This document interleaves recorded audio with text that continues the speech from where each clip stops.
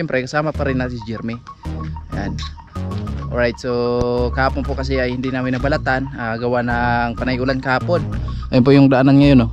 Ayun, shoutout po sa lahat ng minamahal naming viewers, lalo sa mga sponsor. At papunta na kami doon at ito po yung gagamitin namin sa pagbalat ng nyog. Ayan.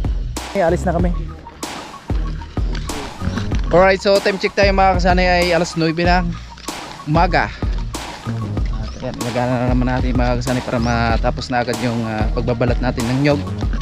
Para bukas po ay pwede na nating ipapakilo para maging pira na siya, no? So dala namin yung kalabaw.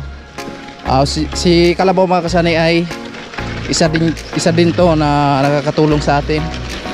Ayun si mama at si papa. Magkopra tayo. Magkopra kami ngayon. At si Jeremy, ayan. So marunong pala si mama maging driver ng ating Puro Hills. Yun ang pinagsanayan natin. Ayan po.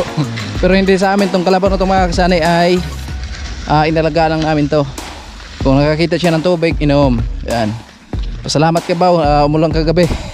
Pag hindi, wala kang iinumin. Walang tubig. Grabe, dito tinatambak nila mga kasanay yung buhangin. Yung panggamit dito sa kalsada. Ayun po. Malupit dito, malupit. Malupit yung lugar namin. Kaya ayan. At doon naman pala sa camping mga kasanay, nandun naman pala si Inday. Siya na po yung nag-aalaga doon sa mga camping natin, kasi tama-tama yung mga kasanay kasi buntis Inday at saktong-sakto mag-exercise siya. Kaya maraming salamat talaga kay Sir Ruben Liboon sa pag-aalaga niya ng camping sa amin. Siyempre kay Sir Gilbert Ambro, thank you very much po, at paparamihin po natin yung mga camping nyo para pag in case na pupunta kayo dito ng Burias Island ay meron tayong gagawin na karderita. Lutuin natin yun. Ito na po yung trabaho namin dito mga kasanay. Pag tuwing umaga dito kami nagtatrabaho. Pag may nagpapakopra ay kinukuprahan namin para may pera tayo mga kasanay. So kailangan din talaga yan, no? Nakaubad lang tayo ngayon kasi sobrang napakainit po. Kaso lang pag nagbibinta pala tong may-ari dito mga kasanay ng luti, siguro hindi na mapamahal kasi nasa malalim na po yung area. Ayan si mama. Magpapalaw na kami mga kasanay. At ayun na po yung palawan natin. Hindi po yung lugar na Palawan, ha. Ayan po yung ginagamit namin sa pagbalat ng nyog. Saan tayo magsimula? Doon? Doon kami sa baba magsimula mga kasanay. Ayun si kalabaw. Wow, maraming pagkain dito baw, Dito ka baw. Yun. Bilis kumain ni kalabaw mga kasanay kasi maraming pagkain po dito. Ayan. Magsawa ka dyan baw habang umaga pa. At first na first pa yung damo. Ayan, first na first pa. Kaya banatan mo na. Huwag mo nang pakawalan yan. At baka magawan ka pa ng iba.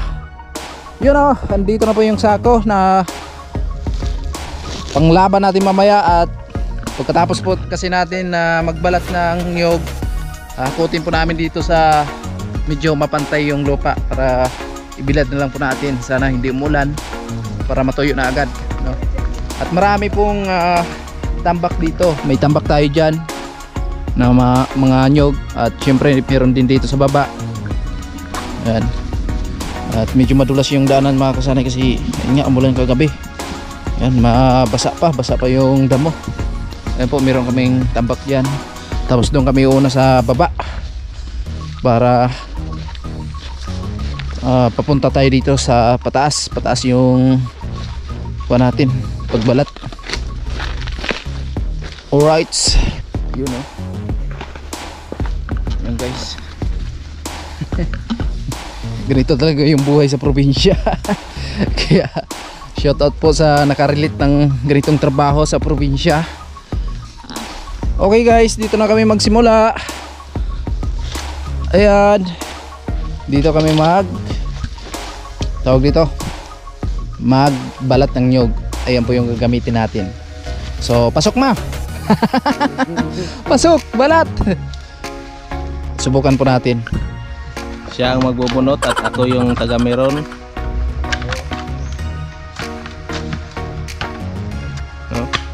Oh. Oh. Grabe.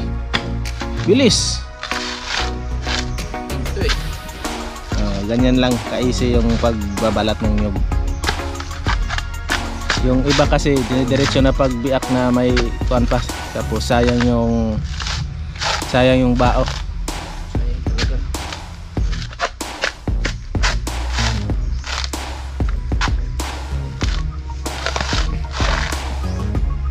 So isang balang kasi, isang palawan lang yung dala namin. Lahat may sapin ka dito sa ano, braso. Dito no. Ayan mga kasani, konti na lang at pinaspasan ni kasani yung pagbabalat ng nyug. Paspasan natin to guys para matapos na agad at maging pira na. Ayan. Sana wag na palaging umuulan para tuyo na.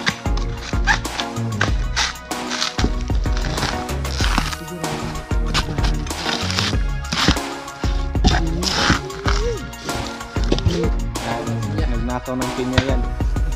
Ang aga pa, nagnakaw na. Shout out kay Nonoy. Ayan, nagbibilang na.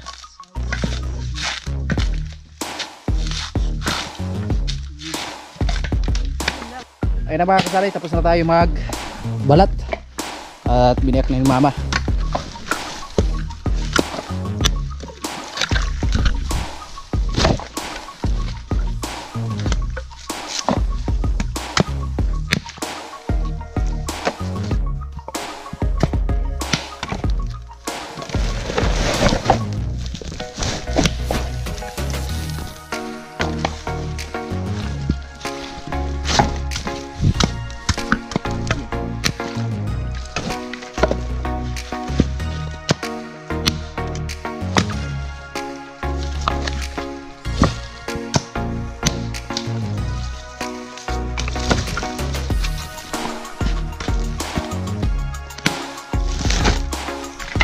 Katapos naming biyakin at balatan, so pinasok natin sa sako para hakutin po natin doon sa taas, doon sa area na yung pantay talaga yung lupa, no? So ibibilad po natin sa init para mabilis siyang matuyo, no?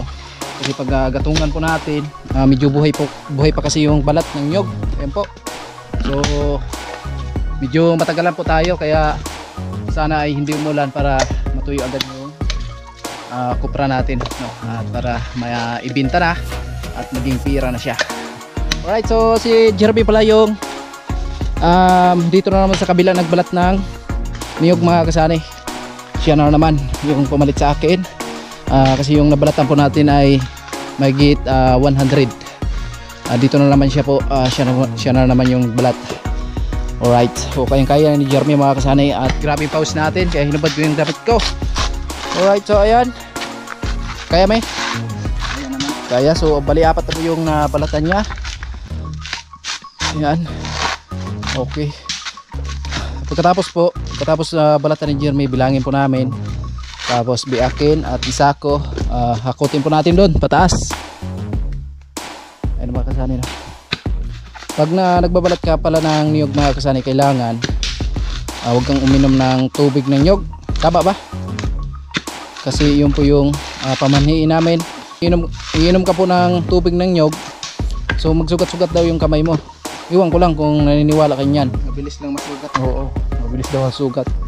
Kaya hindi kami uminom ng tubig ng nyog pag nagtatrabaho kami. Ngayon pa lang.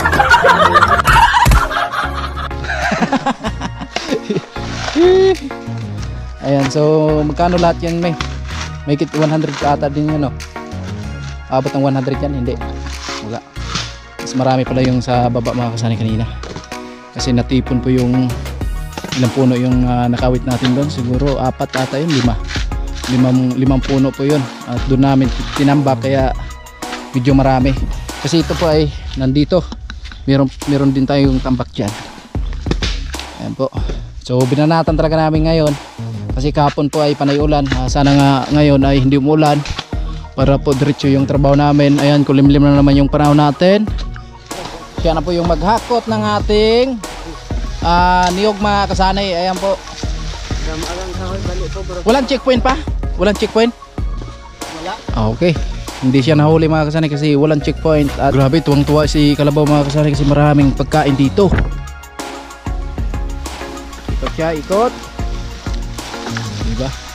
Kakarga po namin yung nakasako po. Nakakupra yung mga nabiak po natin.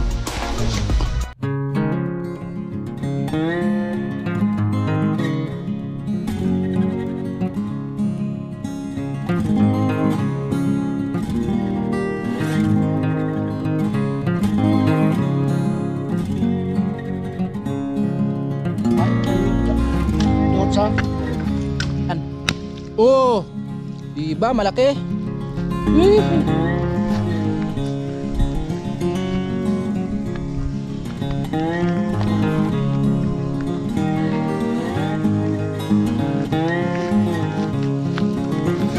Good.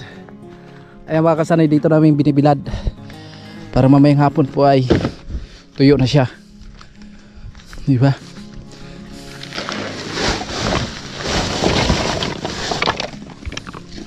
Napakainit. Ito po yung maganda magbilad ngayon ng niyog.